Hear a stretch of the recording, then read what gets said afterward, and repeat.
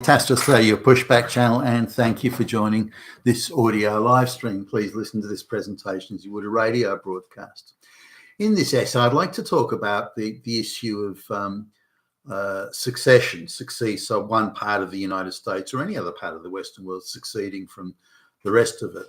I not want to get caught up in the weeds of the US Civil War, but boiling it all down, there were two sort of frames of thought. One is that the union of the United States and that the ultimate sovereign head of power rested at the federal level, particularly with the view of, say, accepting new states in or anything like secession or those sorts of things, and the states believing that it was an issue of states' rights. And one thing that surprised me going around the southern states when I first started visiting the US on business were how many monuments there were, including one not far from the Texas state legislature was a statue there pointing out or proclaiming at least that the issue of the Civil War was about states' rights.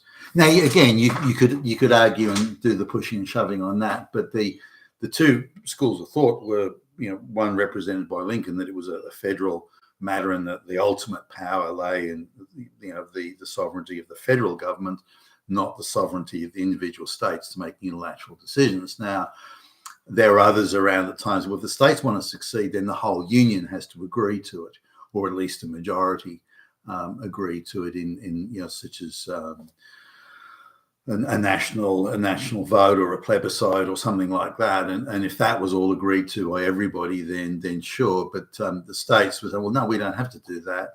Again, I'm simplifying it. We don't have to do that. It's an issue of states' rights, and we are deciding that the various southern states, we're deciding to secede. Now, the idea that it was all about slavery is bullshit. It was about, again, are the states in charge of their own area, or is it a federal thing? Now, Lincoln, of course, viewed that it was that unless the whole of America agreed, that secession couldn't take place, and that if it was simply a rebellion by the southern states that had to be dealt with and treated as such. Now, the southern states knew, that they had a much smaller population and industrial base. So their tactics were to make a war or make the struggle to bring them to heel so expensive and difficult and troublesome for the North and for the federal government as represented by Abraham Lincoln, to make it so troublesome for them that they would just go, look, fine, if you want us to see, just go ahead. I mean, it's just too much aggravation and drama dealing with this. And they nearly pulled it off, I think. You look at the success of Confederate generals on very minimal budgets, military budgets, such as Robert E. Lee and, Longstreet Jackson and, all those guys. They came very close, and there was a lot of people putting a lot of pressure on Lincoln to try and cut some sort of deal that would have resulted in, some sort of semi-autonomous region, things like that. And Lincoln held firm. And you look at the personal, you look at, say, a photograph taken of Lincoln the year before the Civil War broke out. Then just as the Civil War was coming to an end, you look at the photograph there, and he must have aged, 20 years in 4 years. And the toll it took on him personally in terms of stress and worry and grief and so on. So you can see what a close run thing it was from a political viewpoint. He was under tremendous pressure. And of course, the longer it took to solve the situation from a military perspective, the longer it took, the more people were coming to Lincoln and say, listen, just cut a deal with these guys. This is costing way too much. And if you look at the amount of people that died, I mean, it was, I think it was 600 odd thousand, and huge sums of money and treasure were expended in this and for what at the end of the day. But the Union, as in the Union of the United States, held together. I think it was a close run thing, held together, and eventually the industrial base that was created by the war, ironically, was launched the US into within 35, 40 years from the end of the war to be the world's largest industrial superpower. So this is, but anyway, coming back to today now, I believe the conditions are maybe not fully ripe, but they're certainly there, but the conditions aren't quite the same. Where does the sovereign head of power exist in a political sense? And that is an issue today. And the dividing line is the globalist position that we're imposing a new world order, and it does not require the consent of the people. The consent of the people is not relevant in our considerations to imposing this new world order and all the various underwriting factors of the new world order, such as third world mass migration, politicization of the courts, multi-tier justice, and things of that nature.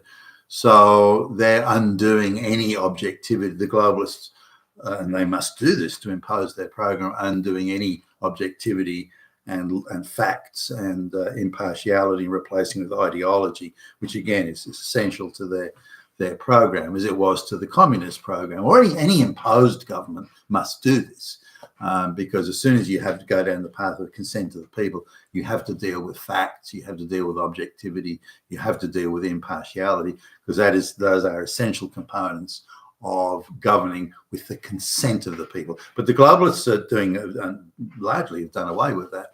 Now, when it comes to elections, the globalists take the view that anyone that votes against them is some uneducated, low-life Nazi fascist. And they've demonized anyone who doesn't agree with them, just like all the ideological governments do, all the communist government. Anyone who disagrees is an enemy of the people and has no legal rights, and we are allowed to demonize them, and we're allowed to treat them any way we choose.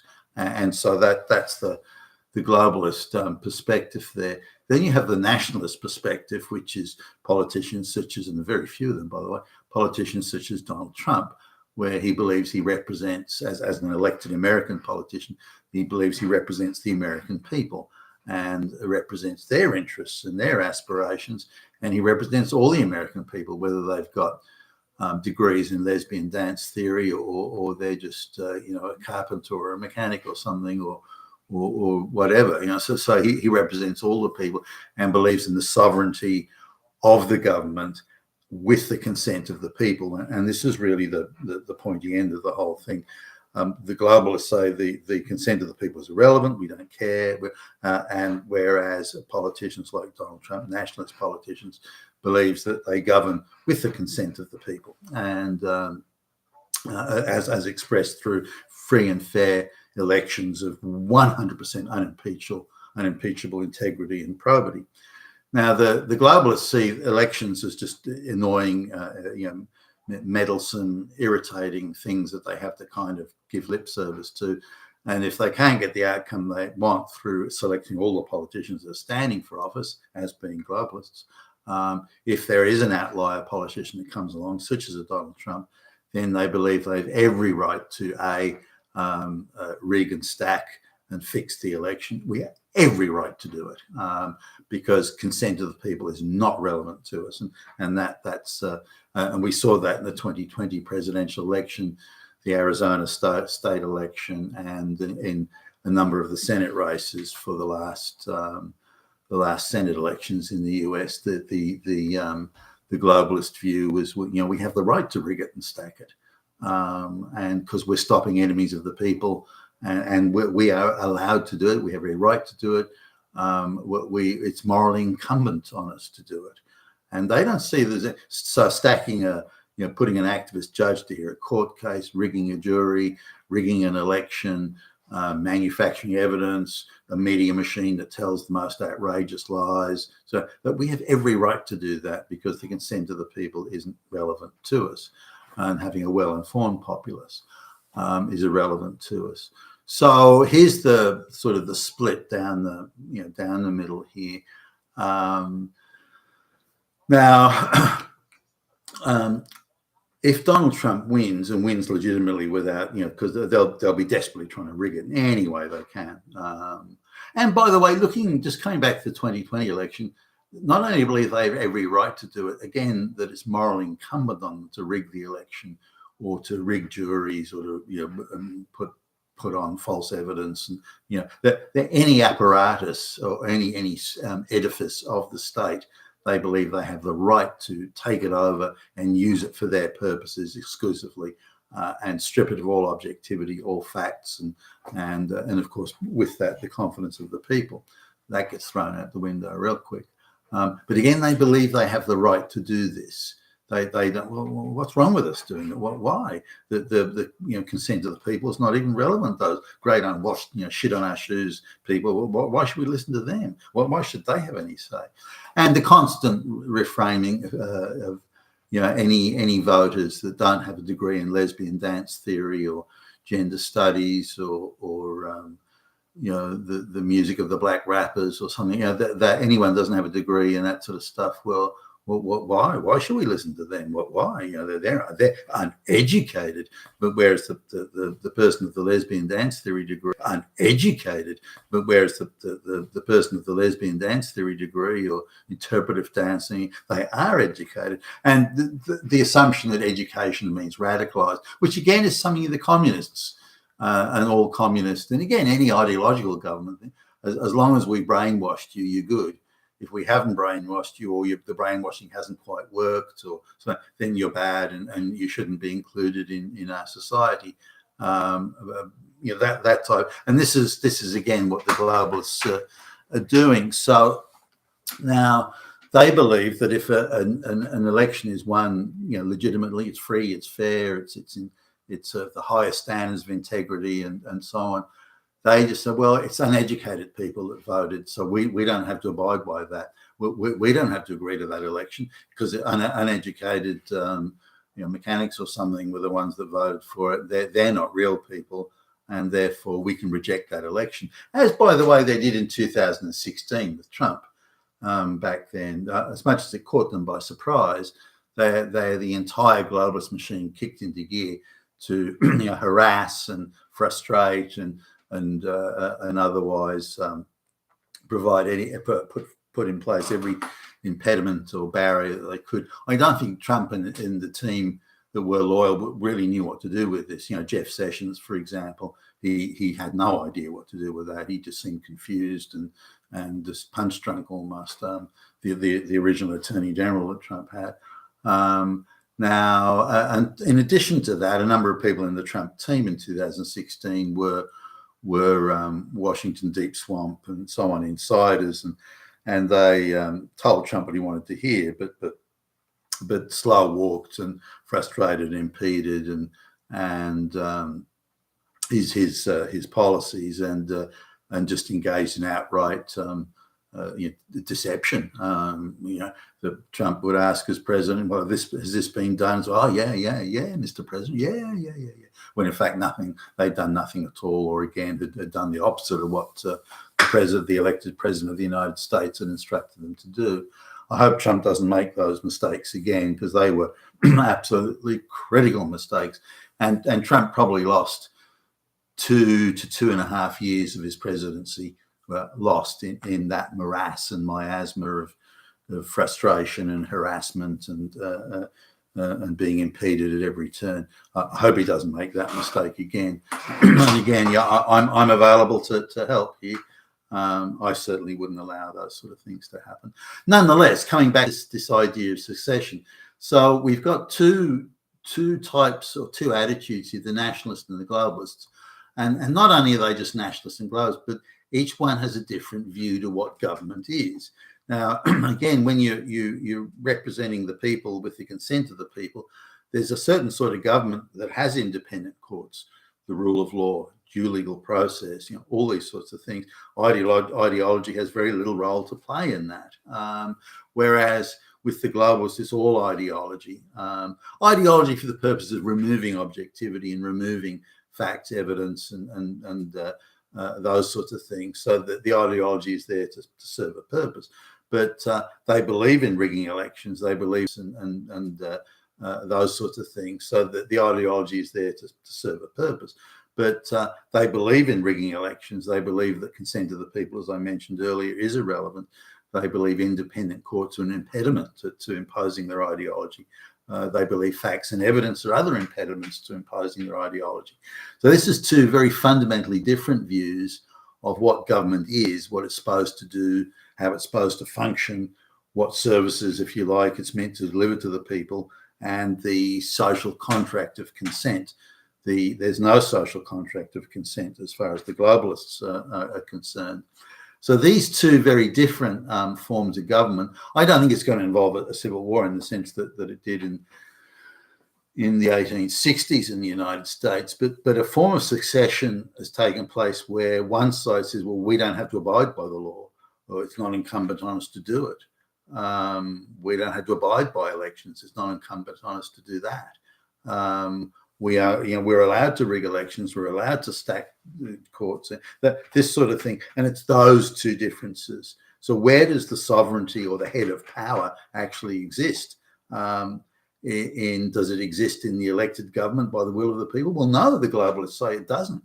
And if Donald Trump is elected, it's only because the uneducated masses voted for him. So we're not bound by that election decision. The wrong people voted, and they voted the wrong way. That's it. So we don't have to. They're Nazis. As Joy Reid on was it MSNBC or CNN or whatever says that anyone, all the people that vote for Trump are Nazis. So we're not bound by that. We don't have to accept a government that Nazis vote. That's a type of attitude. And so whether these people deeply believe it or it's just a camouflaging rhetoric for a mad, insane power grab is rather irrelevant anyway. But there's now these two. For everyone used to be in agreement, government by consent of the people. And that the people have a right to choose their government and vote for them at elections. That doesn't exist anymore, and that's the revolution that's occurred. We talk about a revolution. That is the revolution, and that there is now those two forms. So you have one half of the country, or approximately a half, that says we don't have to abide by any outcome that we don't like. And the other half of the country that says, no, you do have to abide by, and it must be with the will of the people. And the government represents the will of the people and is voted in by So those are the two things.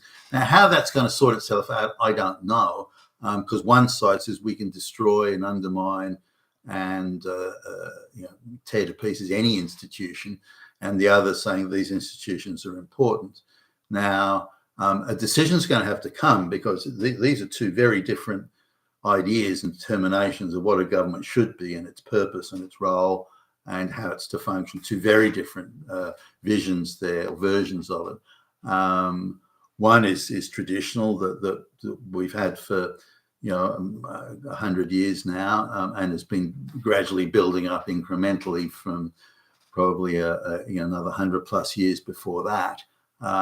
And the globalists that want to return us to what ultimately is going to be the approximate equivalent of, not approximate equivalent, a communist dictatorship. And we're heading there if they are in control fast. Now, the pretense of courts and elections will remain, but every candidate that's standing for election will be the globalist hand-picked flunky boys.